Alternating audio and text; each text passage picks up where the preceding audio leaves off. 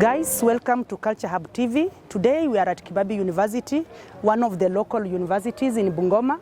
We have come here to meet one phenomenal man, Mr. Lihru, who is one of the administrators of the facility. He has a story that inspires, a story that touches, and a story that needs to be retold. If you want to hear his story, and if you want to work with us, please welcome and watch with us at Culture Hub TV. Thank you.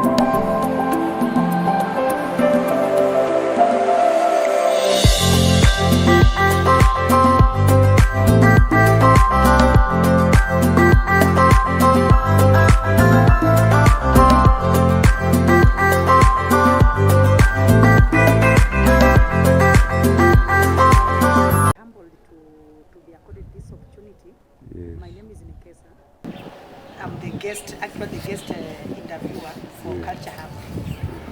We just wanted an opportunity to come and sit down with you and be able to get your story. You are one of the great sons of God who have actually broken the glass ceiling to sit in the chair that you are sitting in. Maybe you can just start by telling us your names so that we can pick it up from there. Yeah, my name is Mr. Lihru. Sometimes I also use Benson, but officially is Lihru. Then there are those who meet and will tell you Pastor Lihru. There are those who will meet, they will tell you Bishop Lihru. So any of those can work. I always call you Marine. Yes. Yeah, and then they will say it still works. So Marine, maybe just to start us off. Yes. I want you to briefly, but in some details, tell us about where you are born.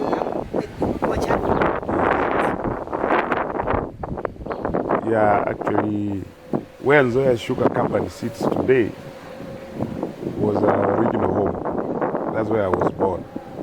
And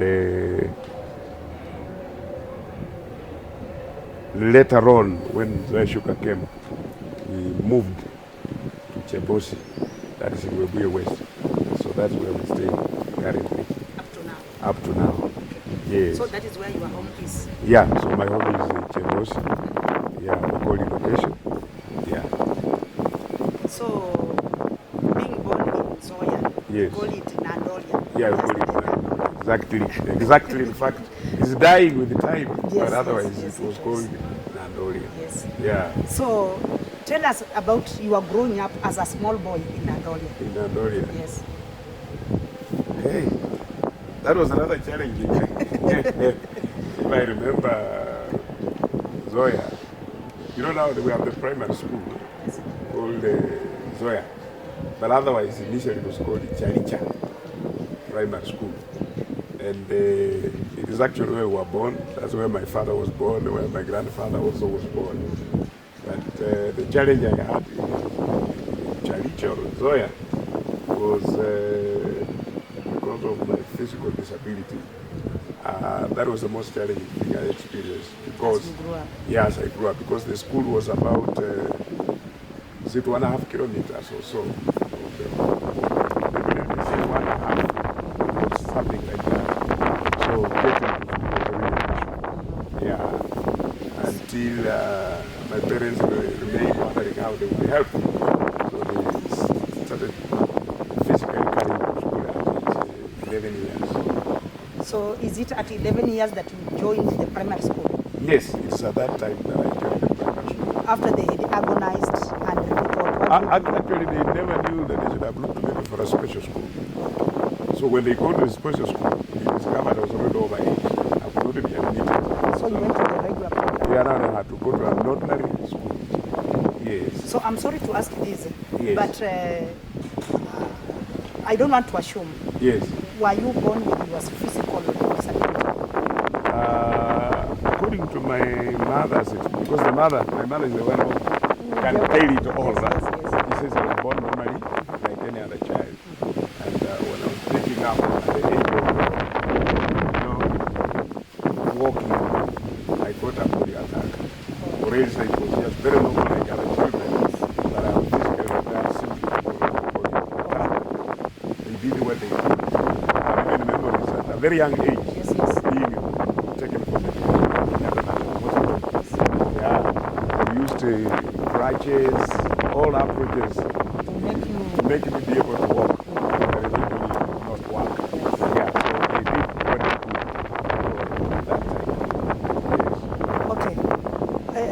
I want us to close our eyes Yes. and look at that small boy of around 10 years Yes. in the village in Chalicha Right. with the physical challenges, and you want to be a normal boy Yes. and do normal things that normal boys do. Right. At what stage did the realization hit you that you cannot continue pretending to be normal? Because when you are young, you cannot know the difference. Yes. But it comes to a point where it now dawns on you that this is the me and this is how it's gonna be for a very long time, and I have to accept it. Actually, it was around that same age when I was being taken to school Yes. that it came to my realization Yes. that I was different from Others. others. Yes. Whereas initially I never knew. I thought it was normal. Even when I was crawling, I thought it was normal. Or people should crawl. Yeah, but at that 10 to 11 is when my realization helped me to know, oh, I mean I'm not like others. Yeah, whereas I initially thought that crawling was the order of the day. Okay, so when you realize that that is the you, Yes. how did it work on you? Was it an encouragement? Did it put you down? Did it fire you? How was the I effect? just realized that there are things others could do that I could not do. And I think that's how it started working now against me. Okay. That others can run, even small children, at that young age, can play football. Yeah, they can carry things. For me, I could not carry. Even when he approached you with the danger. Yeah, even, actually. Yeah, like maybe we had a big farm. Yes. So when in the morning, traditionally, we're not using this machine for plowing. We're just using animals. Yes. So our farm was big. So maybe they are plowing on the other end of the farm.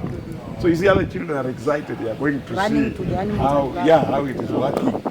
But now for me, it was a bit disadvantageous. Although I would struggle to grow and also get there. But on the sympathetic ground, then my father would carry me home. So that's when I was awakened Yeah. to that realization. Yes, yes. Yeah, that actually is what I was lacking in my life. I can imagine. I cannot pretend to say that I know, because it's personal. Experience is personal. You were able to be carried to school by your parents. You picked up. Then you continued. Maybe you can tell us about your now academic journey. From now, the time you are being carried to school, to the point where you came and reached where you are. Yeah, actually, even when you say parents, I came from a polygamous home. Yes. So primary, it was my mother who was at the center stage. Yes, yes. So when they talk of carrying me to school, It was my mother. It was my mother. Yes. We had bicycles that are known to be for women. Yeah. I don't know whether you understand. Yes, yes, There are yes. certain bicycles that are They're just small, they're shorter. not really shorter, but I think the way they are made, a woman is able to climb and ride. it. Yes, Yes. and also come, stop with comfort. Yes. So that's how I started, and I did my primary school at Charicha Primary School, currently called Zoya Sugar Primary School. Then because of becoming Honorable Zoya, I temporarily at standard 2. So that was 1975. When I was at Charicha, currently Zoya. Then 1976 was briefly at Kongoli Primary School, which is still there today. My mother was still doing it. Then we moved to Okoli Ward. Actually, it's now Miendo location, Miendo sub-location. So that's where we stay. There's a primary school there called Kibabii Primary School. Now that school is about 500 meters away from our home. So that's where I learned my primary. I think the better part of my primary was done at Kibabii Primary School. The school is located about 500 meters away from the home. People say that that they were walking barefoot. For me, the story is different. For me, I used to crawl bare hands. So I always imagine that was a worst stage. But I had to. Yeah, and that's how I started going to Kibabii Primary. Still, my mother helping me. But being not alone in a family of 10, they had other responsibilities. Yes, yes, so yes. she would not always Concentrate take. on you. No, because the others now needed also her attention. Yes. So whenever she was not in position, I had to go Let to you school. go to I school. had to go to school. 500 meters. 500 meters to and And 500 meters back daily. And you went. Yes, I could do it.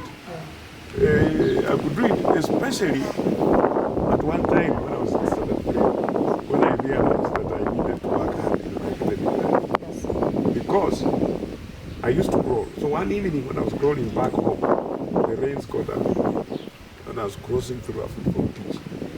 There are no houses. No, you don't know in the football pitch. Because I had just left the buildings and I knew when crossing the football pitch I would cross the road and came home. But I had done miscalculated, misjudged the rains. So I was washed. The books that I had in a cotton bag were also washed. So that day I was alone. And it made me realize something. That in this life you need to fend for yourself. Yes. Because my mother was there helping, but that day she was not there. And it doesn't mean that she will always be there. She will not always be there.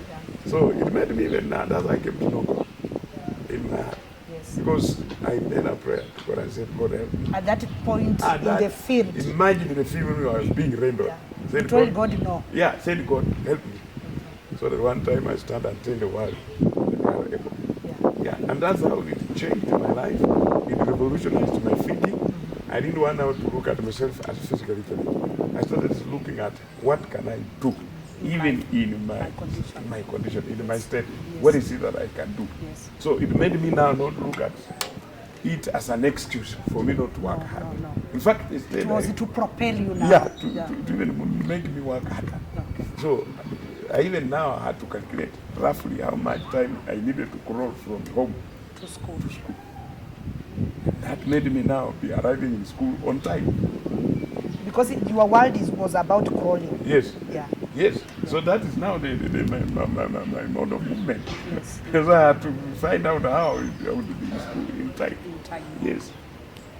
So you finished in Kibabii? Yeah, I finished in Kibabii. That's where I went, and luckily, even our school at some point was not doing well, Kibabii Primary. But I don't know whether my physical position was motivation to my classmates or it might have been. Because I used to arrive early, and teachers were proud of me. They would challenge even others, using me, saying, "Look at Wafula. He's growing, yes, And he's he getting here gets to faster school than on you." time. What reason have you not When you to can be here run. on time? Yeah. And yet you can run. So I think it motivated them. Yes. And we worked hard. And our year, we passed well. Our days were really simple. Yes, yes. Yeah, so many of us passed that year. I remember a classmate who went to Musingu. Musingu was doing very well that time. Those days. Another one went to St. Peter's Umias. He was doing very well. I went to Bungoma Boys High School, which was equally doing very well that time. Oh. Yeah, so I passed my CP with 28 points out of 36. We are being marked out of 36 CPE, not KCPE. Now they talk of marks. CPE, yeah, but our days it was CPE. So out of 36, which means I lost only 8 points, which qualified me to go to any big school. Any big school at that time? Yes. So you went to Bungoma High School? So I went to Bungoma High School. Bungoma High School, hey, that was rather interesting. Let me tell you. Yes. Now I used to go to school. But when I passed CPE, Yes. the primary school head teacher of Chebosi was challenged and he failed to do something for me. About you. So he went and looked for some sponsor. And he located Lions Club in Bungoma. It was there, I don't see it now, but we had a club in Bungoma called Lions. Yeah, I have seen it in Nairobi. Nairobi, yeah, they were in Bungoma here. And they gave me a wheelchair. I saw a wheelchair. For the first time. For the first time. After passing your CPE. After passing my CP, I realized that working hard has got benefits. has got benefits. I got actually that appreciation, and not just in a notary manner. Yes. They held a function for me, a party for me at the Bungoma Tourist Hotel. And that was the biggest in Bungoma then. So you were celebrated? I was celebrated, went with my dad, and for the first time. Now this time, Yes. when you are being celebrated, Yes. you are going with your father. Yes, I was. Your mother was carrying you. Actually, she didn't appear. My mother was not on the scene. I really didn't remember. I even now can't tell why my mother was not on the scene. Not there. But at least my father now took over. He took over, and we had a party at the Bungoma Tourist Hotel. That's when I was given the wheelchair. Yes, for the first time, this tricycle with a small wheel behind, so you roll like this. Yeah, so at least now for the first time I could move and go to the market Wednesday. Yeah, most at school. So actually I started using a wheelchair in Form 1 in 1982 at the Bungoma Boys High School. That was nice. Yes. Yeah. Yeah. So life in Bungoma was a little bit easier given the wheelchair. Your movement was now. Yeah, it was easier, but it still had its own other challenges. Yes. One, Bungoma was not near home. So one challenge I had most was movement. When traveling from home to school. And you know, there's always this issue of opening days, where you're using public transport and everybody is traveling. It was the worst. Because I had to move from home. That was easy. Cycle, get to the junction and the main road. But you see, because of the hurry of the matatu industry, where they want to move fast and make a lot of money that day. To them it was bothersome. To get a wheelchair, put on board. It was an inconvenience. An inconvenience to them. Yes. So I would stay there. There are moments when I would stay even from 7 to 2 until some matatu drivers who will have seen me since morning reach a point of sympathy and say, this fellow has been here since morning. Let's help him. Then they would drop me in town. So from there, I would cycle to school. But there are moments again, like when you had, today we have border borders. That time there were no border borders. So even when I became, especially like when I had a box. I remember there was a time when I was to cut the box from home. I had to get a cocotin. One time even, I was putting the cocotin together with the box. So it was big. So that's how I would get to school. So that was a bit challenging when it came to traveling to school. Yeah. So but at least on getting to school, I was able to propel myself around, move to class. And you got all the way to Form 4. Yeah, I was able now to reach Form 4. I still worked hard. I remember my boarding master, he was called Mr. Olenja. He's still alive. He would still come on the parade and say, behave like Lihru who comes for morning prep. Yes. Yeah. You wake up and take your wheelchair and go for morning prep. And go for morning prep. Yeah. Surprisingly, in Form 1, after Form 1, I had a challenge. Because I had a challenge of fees. There were many in the family. It was polygamous. It was polygamous. So I remember one day I was sent home for fees. And when I came back to school, my mom, we were chased away with the headmaster of that time. Those days we were calling them headmasters. Yes. So I left the headmaster's office crying. My mother cried. All of us going back home. But luckily, we got a principal in the same town when I had been sent away. God rest his soul in peace. It was called Stanley Ashtiva. You know Ashtiva? He was in Kakamega at some time. Yes, that was after he left Bungoma. Yeah. Ashtiva was the savior of my life. Yes. Because he called my parents and wanted to have a program on how fees was going to be paid. So Ashtiva never sent me away. I also liked the football, and he was a football trainer. So whenever the school team was going out to play, I would go with him. He would carry me even in his puchot, 544. That was a big motivation. Ashtiva made me feel like, belonging. So you were hurt in football? Yes. You just wanted to watch and cheer football? Yes, actually I was a fan right from home before I joined from one. So when I got to secondary, I wasn't just started watching like others. And at games time, I would be on the pitch also as a headmaster was coaching. I was like the manager or what, those who were supporting the team. Yes. Yeah, so that is how I finished the Form 4. And luckily, the school was doing poorly. But when I still came in, we had an improvement. The discipline of the school improved, performance improved, and I was able to pass my Form 4 with a Division 1. Wow. Yes, and joined the Kibabii Boys High School. I went to Kibabii Boys High School. So now with your first division, yes, nothing can stop you. No. In fact, I was now motivated. I realized I could go further. Yeah, because initially I even never thought, I would go to 11. But now when I passed with a Division 1, I realized I could now move to the next step. And I had an interest in mathematics because that's when I had done performed to my best. Actually, we were calling them distinctions. So I got a distinction 1 in mathematics. Then I had done geography.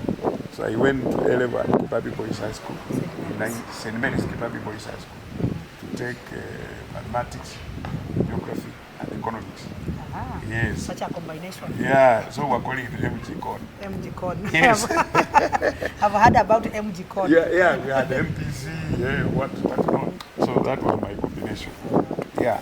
When I went to Kibabii, infrastructure was not as Bungoma High School. So Bungoma High School was better than Kibabii. Okay. But unfortunately, Bungoma didn't have the combination I wanted to take. Okay, so you had to I had to bear with the situation and continue.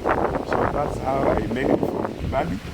I persevered the challenges, the infrastructure challenges that were there, and made it to proceed. You got the support and... We actually got the support. Yes. Although the environment was harsh. It was harsher than Bungoma High. But at that level, I had understood the need work. Yeah. So that's how The excellence bag had beaten you. Yeah. Now you wanted to go I wanted to go higher. So I passed.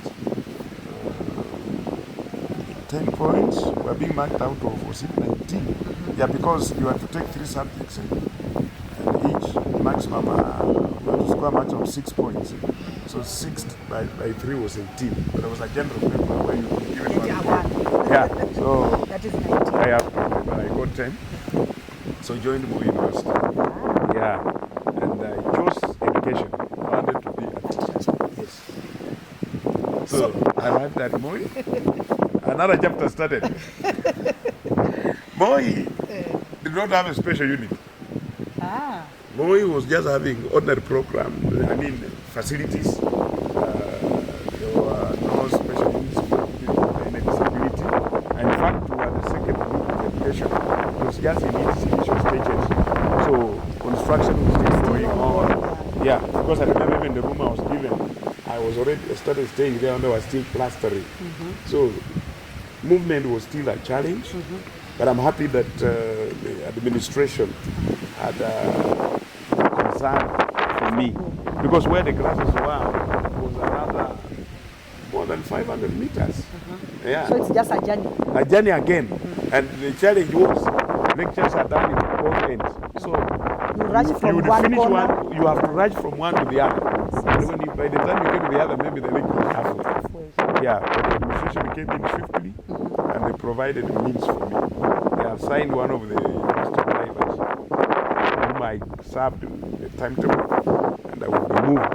Immediately the class is over, whenever the other one was coming immediately, I would be ferried, dropped to the other side. That was a very good Yeah, support. and luckily to say, one of the people who played that role is now my CEO here, Professor Isaac Odeo Ipara. One of the lecturers there. So Ipara is now your boss. He's my boss. But he's And one he of knows, he has been part of my your history. journey. He has Yeah. my history. Yeah. Actually, he has my history. That is the way God does his things. That's his things. Yes, yes. Yeah, so at more uniquely, the vice chancellor at that time was called Jeremiah Kea. When he looked at my tricycle, Yes. he felt that was a bit tedious for me. So he still again sought help from Lions Club, Eldoret branch this time, and they brought me a tricycle. Yes. To make it easy. So it eased my movement on the university compound. Okay. Yeah. But you became phenomenal. You are the common fixture. Yes. In the school. Yes. Were you the only person with physical disability at that time in Moi? We were two. In fact, another one exactly in my similar state. It's just that we lost contact. I wish we had mobile phones today. Yeah. But otherwise, we were two. One from northeastern. Yeah, he was a Somali. We were two.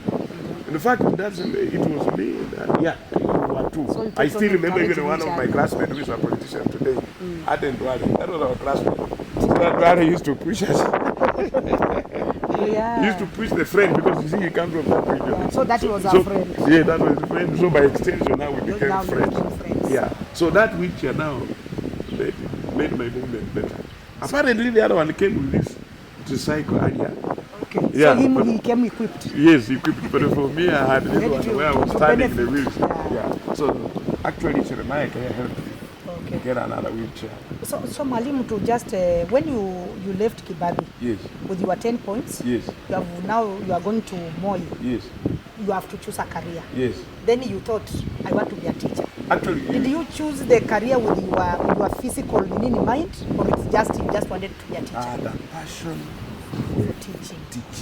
I can tell you I had a passion for teaching. Why do I say that? Yes. It's because when I was taken for education, on the day of orientation,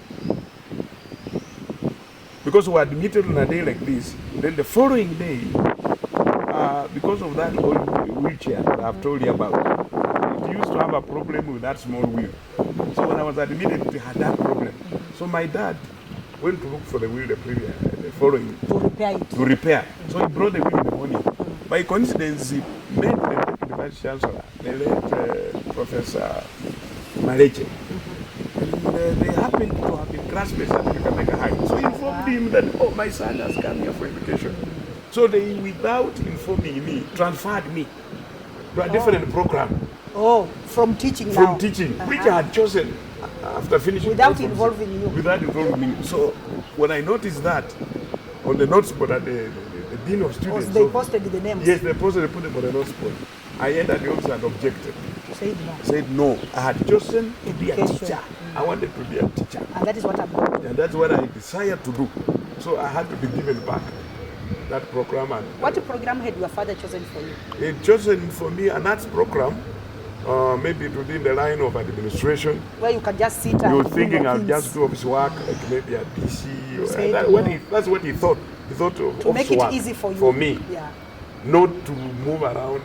Or maybe he didn't know how I would write on the board. Yeah, Something yeah, like yeah, that. yeah. So he thought that, I think he was doing his best to make me comfortable.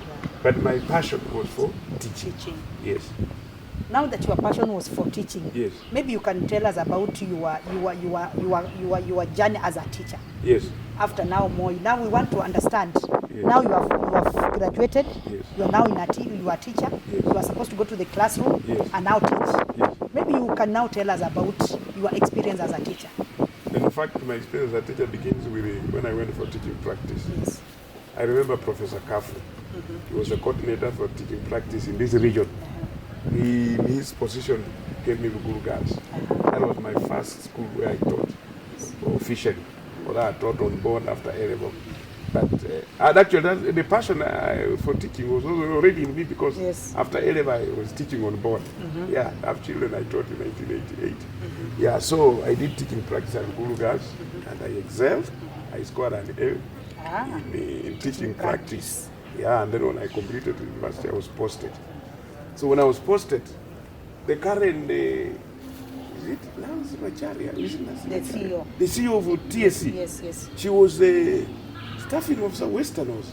No, this is not Nancy Macharia. There was a lady called Lydia Nzomo. Zomo. Zomo was the staffing officer, Western. So Mreithi was the dean of students, Moi, when he was working on the posting. They gave me Kakamega Boys High School. But when they looked at the details, they found this was physically disabled person. So they thought, the best place to give him, let's give him in the school. It is near his home. No, he learned. Okay. Because they thought he may be already used to that environment. Yes. So that's how I was given Kibabii Boys High School. So you came back to Kibabii? I came back to Kibabii. And I can tell you about a story. I have a story at Kibabii. Yes.